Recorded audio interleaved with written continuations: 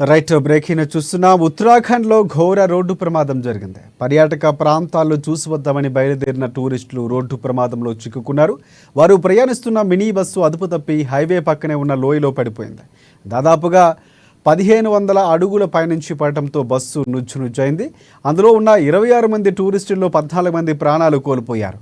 రుద్రప్రయాగ్ జిల్లాలో శనివారం ఈ దారుణమైన ఘటన చోటు చేసుకుంది.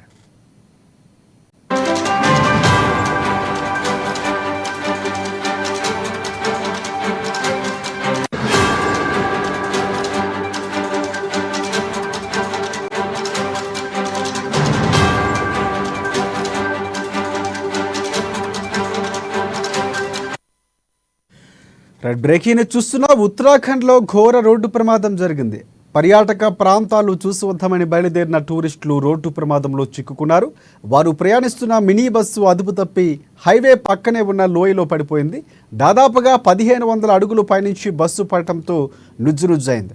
అందులో 26 మంది టూరిస్టుల్లో 14 మంది ప్రాణాలు కోల్పోయారు.